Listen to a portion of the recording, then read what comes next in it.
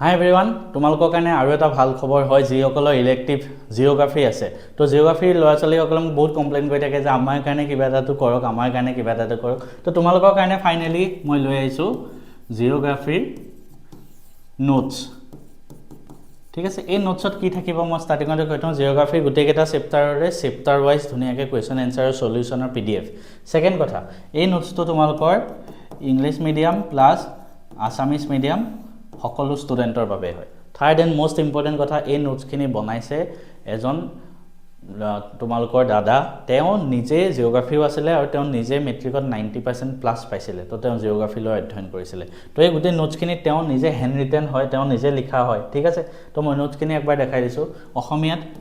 অসমীয়া মিডিয়ামৰ কাৰণে এনেকৈ ধুনীয়াকৈ প্ৰত্যেকটো চেপ্টাৰৰ ধুনীয়াকৈ হেণ্ড ৰিটেন নোটছ PDF থাকিব চেপ্টাৰ ৱাইজ। ঠিক আছে, তো চিমিলাৰলি তোমালোকে যদি চোৱা ইংলিছ মিডিয়ামৰ কাৰণেও এনেকৈ ধুনীয়াকৈ hand written chapter wise notes থাকিব। ঠিক আছে, তো এইটো কেনেকৈ পাবা? তোমালোকে আমাৰ এপটো ডাউনলোড কৰা, মেথছ এণ্ড ফিজিক্স হাব, সেই এপটো ডাউনলোড কৰা ফ্ৰম গুগল প্লে ষ্ট'ৰ। ঠিক আছে, ডাউনলোড কৰি ক্লাছ 10 মেনুত যাবা। ঠিক আছে, ক্লাছ 10 মেনুত গ'লে এই কোৰ্চটো পাই যাবা। ঠিক আছে, তো সেই কোৰ্চটো পোৱাৰ লগে লগে তাতে তোমালোকে বাই নাওত ক্লিক কৰিবা, বাই কৰিব পাৰিবা।